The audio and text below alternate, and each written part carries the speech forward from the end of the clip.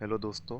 अगर आपने एपिसोड 6 नहीं देखा है तो ऊपर दिए हुए आई बटन या डिस्क्रिप्शन में दिए हुए लिंक पे क्लिक करिए और वहां से देखिए। अब शुरू करते हैं एपिसोड 7 का वीडियो। एपिसोड 7 की शुरुआत होती है जहाँ पे अमित को जस्ट पता चलता है चंदन और मीता देवी के अफेयर के बारे में, लेकिन वो रंजन और रविंदर को कहता है कि इस बात को वो किसी से ना बोले वरना चंदन समझ जाएगा कि उसका नंबर फिर से टैप हो चुका है। अमित सौम्या से कॉल की इन्फॉर्मेशन लेता है जिसमें सौम्या उसे बताती है कि चंदन के नंबर का लोकेशन साहिबगंज है, लेकिन सौम्या ने यहाँ चंदन के फ़ोन का IMEI नंबर भी ट्रैक कर लिया था, जिससे उसे पता चलता है कि चंदन दो सिम यूज़ कर रहा है, एक एयरटेल का है और दूसरा BSNL का। इसमें इंटरेस्टिंग बात यह होती है कि एक सिम का लोकेशन साहिबगंज आ रहा होता है तो दूसरे सिम का लोकेशन फरक्का आता है। अमित सोच में पड़ जाता है कि ऐसा कैसे हो सकता है, क्योंकि साहिबगंज बिहार में आता है और फरक्का वेस्ट बंगाल में। तब उसे समझ आता है कि चंदन ऐसे लोकेशन पे रुका है जहां एक नंबर का टावर साहिबगंज तो दूसरे नंबर का टावर फरक्का आता है। अमित और उसकी टीम फिर उस एरिया में जाती है और ऐसी लोकेशन सर्च करती है जहां BSNL का टावर साहिबगंज और एयरटेल का टावर फरक्का आता है। वो लोग ऐसे लोकेशंस को मार्क करना शुरू कर देते हैं एंड फाइनली उन्हें 7.5 किलोमीटर रेडियस का एक एरिया मिलता है जिसमें उन्हें चंदन को ढूंढना होता है। वो लोग एक होटल में रुकते हैं जहां अमित दो कांस्टेबल्स को बुलाता है इस ऑपरेशन में हेल्प करने के लिए। अमित रात में तनु से बात कर रहा होता है कि तभी उसके मोबाइल पे चंदन का नंबर आता है। चंदन यहाँ मीता देवी को फोन करता है क्योंकि मीता देवी की बेटी सुरभि का जन्मदिन होता है। मीता देवी उससे कहती है कि उसे उसकी बहुत याद आती है और वो जल्दी आके मिले। इस पर चंदन कहता है कि 15 अगस्त को बस 4 दिन है और उसके बाद SP शर्म के मारे यहाँ से निकल जाएगा और तब वो मीता देवी से मिलेगा। तब तक के लिए वो अपना फोन बंद कर देगा। ये सुनते ही अमित को टेंशन आ जाता है क्योंकि चंदन के फोन से ही उसे ट्रैक करने का प्लान था और अगर वो फोन बंद कर देगा तो ये मिशन फेल हो जाएगा।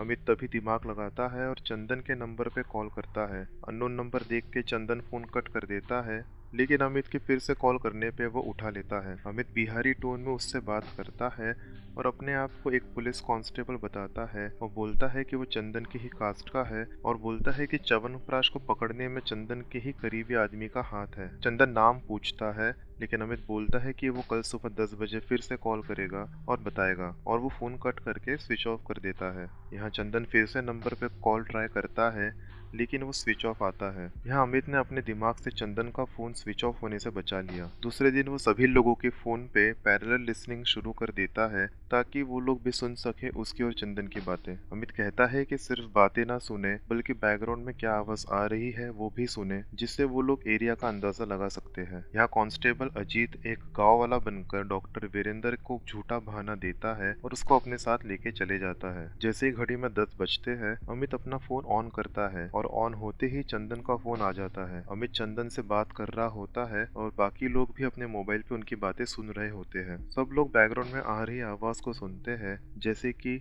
लकड़ी काटने की आवाज, एक औरत का झगड़ा करने का आवाज, मुर्गियों की आवाज। अमित अपने बात में उसे घुमाता रहता है और कहता है कि डॉक्टर वीरेंद्र ने उससे चंदन का नंबर दिया था और वो ठीक 10 मिनट में फिर से कॉल करेगा चंदन को च्यवनप्राश की अरेस्ट का इन्फॉर्मेशन देने। चंदन डॉक्टर वीरेंद्र को कॉल करता है लेकिन नंबर स्विच ऑफ आता है क्योंकि अजीत ने उसे बांध के रखा होता है और उसका सिम भी फेंक देता है। अमित सबसे मिलता है और उनसे पूछता है कि उन लोगों को क्या क्या इन्फॉर्मेशन मिली है। रंजन बोलता है कि उसे बैकग्राउंड में काफी सारी गाड़ियों की आवाज आई। रविंद्र कहता है कि उसे लकड़ी को घसने और काटने की आवाज आई और बाकी लोग कहते हैं कि उन्हें कोई औरत के झगड़े करने की और मुर्गियों की आवाज आ रही थी। इस पे अमित समझ जाता है कि चंदन हाईवे के पास वाले कारपेंटर मार्केट एरिया में हो सकता है। वो रंजन को कहता है कि वो अपनी बुलेरो लेके कारपेंटर एरिया में लगातार हॉर्न बजा के चक्कर मारते रहे और बाकी सब लोग डिवाइड होके कारपेंटर मार्केट में घूमे ताकि जब भी चंदन के फोन पे हॉर्न का आवाज आए तो वो लोग समझ जाएंगे कि चंदन की लोकेशन कहाँ है। सब कारपेंटर एरिया में स्प्रेड हो जाते हैं और रंजन बुलेरो लेके घूमता है। अमित फिर से कॉल करता है चंदन को, उसे बेफालतू की बातों में घुमाता है। रंजन हॉर्न बजाते हुए राउंड मारता है और तभी अमित को चंदन के फोन पे और अपने आसपास हॉर्न का आवाज आ जाता है। अमित समझ जाता है कि चंदन आसपास ही रुका है। वो रंजन को उधर ही खड़े होकर हॉर्न बजाने बोलता है और चंदन को बोलता है कि नेटवर्क इशू है इसलिए वो छत पे आके बात करे। चंदन छत पे जाता है और तभी अमित को वो दिखाई देता है। बाकी सब भी हॉर्न का पीछा करते हुए वहां तक आ जाते हैं और देखते हैं कि लकड़ी का कारखाना भी वही है और चिकन की दुकान भी वही है जहाँ से मुर्गियों की आवाज आ आ रही थी। सबकी नज़र चंदन पे जाती है, जिसे अभी तक समझ नहीं आता है कि ये सब पुलिस की चाल है। अमित वो घर में घुसता है और छत पे जाके चंदन को ढूंढ लेता है। चंदन हाथ ऊपर करके खड़ा होता है।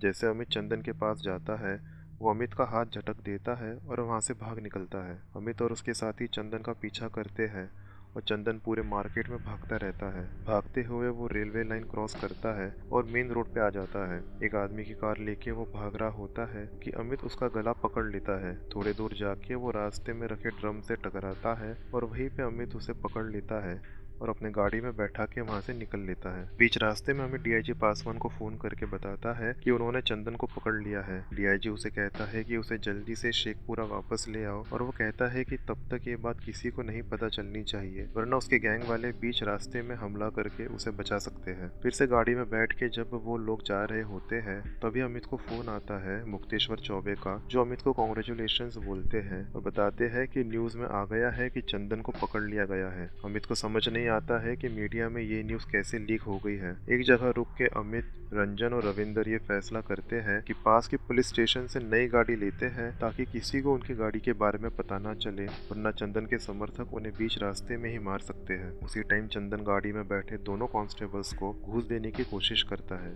दोनों को 5-5 करोड़ रुपए देने का वादा करता है और इतनी कंडीशन रखता है कि उसे छोड़ दिया जाए, लेकिन वो दोनों उसे मारते हैं और बताते हैं कि वो दोनों वो पुलिस कांस्टेबल्स के बेटे हैं जिसको उसने और च्यवनप्राश ने जेल तोड़ के भागने के टाइम मारा था। अमित और उसके साथी गाड़ी चेंज करते हैं और वहां से शेखपुरा के लिए निकल जाते हैं। रात होने लगती है और चंदन की बेसब्री बढ़ जाती है क्योंकि उसे बचाने अब तक कोई नहीं आया होता है। वो अमित की बीवी के बारे में गंदी बातें कहना शुरू कर देता है, जिसपे अमित को बहुत गुस्सा आता है और वो रंजन को गाड़ी रोकने कहता है। गाड़ी से उतर के वो चंदन को बाहर निकालता है और उसे बहुत मारता है और अपनी गन निकाल के उसे बस शूट करने जाता है। तभी उसे डीआईजी पासवान का फोन आ जाता है। डीआईजी को अमित कहता है कि वो चंदन का एनकाउंटर करने जा रहा है, लेकिन डीआईजी उसे रोकते हैं और कहते हैं कि ऐसा करने से चंदन को लोग शहीद कहेंगे और पूजा करेंगे, उसे सजा लॉफुली मिलनी चाहिए। अमित रुक जाता है। रंजन तभी एक गंदा कपड़ा लाता है और चंदन के मुंह पे बांध देता है।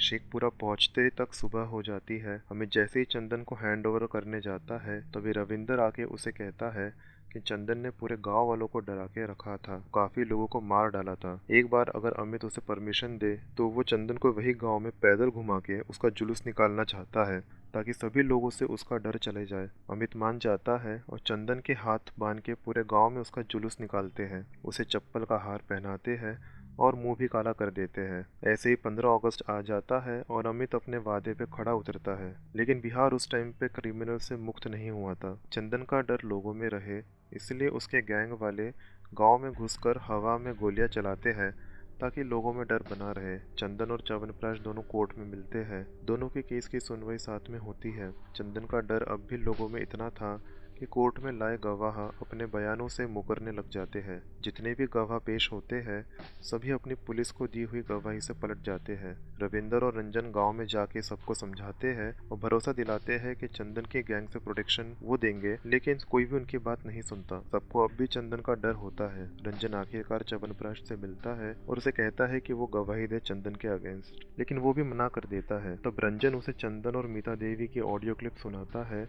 और कहता है कि वो एक दूसरे से प्यार करते हैं। ये सब सुन के च्यवनप्राश अपसेट हो जाता है, लेकिन फिर भी गवाही देने से मना कर देता है। वैसे ही एक दिन तन्नू अपने बेटे अवी के साथ मंदिर जाती है। उनके साथ कांस्टेबल अजीत भी होता है। अजीत अवी को लेके खिलौने की दुकान पे रुका होता है और तब तक तन्नू मंदिर जाके आती है। मंदिर से निकलते ही तन्नू को दिखाई देता है कि एक आदमी हाथ में बॉम्ब लेके अवी की तरफ आ रहा है। तनु चिल्लाती है और अजीत का ध्यान उस आदमी पे जाता है। अजीत टाइम पे अवी को दूर करके खुद सामने आ जाता है। ये पता चलते ही अमित हॉस्पिटल आता है जहां तनु और अवी होते हैं। वो दोनों सुरक्षित होते हैं, लेकिन इसमें कांस्टेबल अजीत शहीद हो जाते हैं। अमित को बहुत बुरा लगता है क्योंकि अजीत ही थे जिन्होंने स्टार्टिंग से अमित का हमेशा साथ दिया था। चंदन ने यहाँ गलती कर दी थी अमित की फैमिली पे अटैक करवाने की, क्योंकि अब तक पूरी लड़ाई पुलिस और चंदन के साथ थी, लेकिन किसी ने घर वालों पे अटैक नहीं किया था। अमित मुक्तेश्वर चौबे से मिलता है और तभी वहाँ विनायक आता है। मुक्तेश्वर विनायक को वार्निंग देते हुए समझाता है कि चंदन से रिश्ता तोड़ो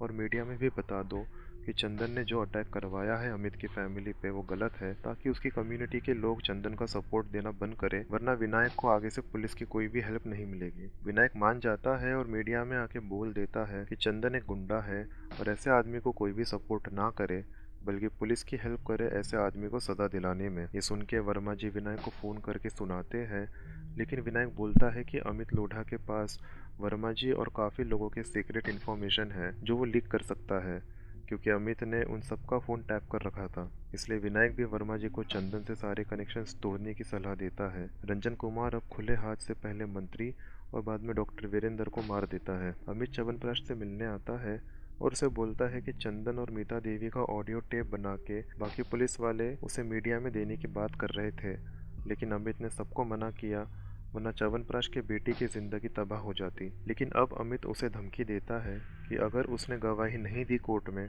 तो ये टेप वो मीडिया में दे देगा। च्यवनप्राश डर जाता है। अगली सुनवाई में वो चंदन से मिलता है और उसे बोलता है कि अमित लोढ़ा की फैमिली पे अटैक नहीं करना था और ना उस पुलिस कांस्टेबल को मारना था, लेकिन चंदन तब भी उसकी नहीं सुनता है। कोर्ट में जाते ही चंदन के होश उड़ जाते हैं जब वो देखता है कि सामने कटघरे में च्यवनप्राश खड़ा है उसके खिलाफ गवाही देने। लॉयर च्यवनप्राश का दिया हुआ बयान पढ़ता है जिसमें उसने स्टार्ट से लेकर अब तक जो भी चंदन के साथ मर्डर किए हैं उसे वो कबूल लेता है, और कोर्ट ये सब सुन के चंदन को फांसी और च्यवनप्राश को उम्र कैद की सजा सुनाता है। कोर्ट रूम के बाहर अमित च्यवनप्राश से मिलता है तब च्यवनप्राश कहता है कि चंदन को भले ही फांसी की सजा हो चुकी हो, लेकिन जब तक वो अपनी सजा को एक्सेप्ट नहीं करेगा तब तक उसका डर बना रहेगा और वो बाहर उन सबको मारने की कोशिश करेगा जिसने उसे अंदर डाला है। अमित ये सब सुनता है और उसके बाद वो मीता देवी के घर जाता है। वहाँ वो च्यवनप्राश के बेटे और बेटी से मिलता है। अगले ही सीन में दिखाया जाता है कि अमित वापस पुलिस स्टेशन आता है और चंदन को बुला के उससे बात कर रहा है। ये सीन काफी ज्यादा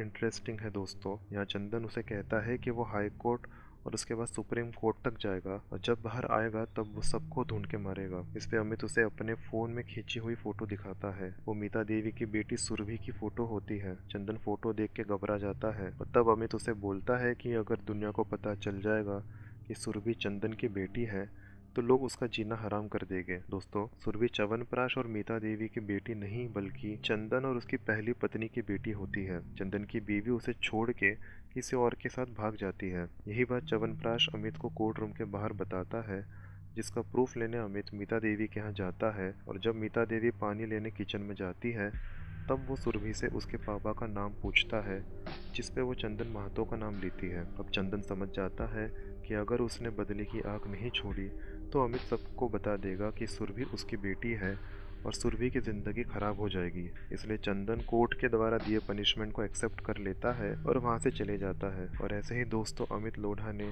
एक बहुत खूंखार क्रिमिनल को पकड़कर उसे जेल की सलाखों के पीछे ढकेल दिया। यहाँ पे खाकी सीरीज खत्म हो जाती है। अगर आपको ये पूरी सीरीज एक्सप्लेनेशन अच्छी लगी है तो कमेंट्स करके प्लीज़ बताएं और वीडियो को लाइक करें और चैनल को सब्सक्राइब करें। मैं मिलता हूँ आपसे एक नए एक्सप्लेनर वीडियो के साथ। जल्द ही मिलते हैं। Bye bye.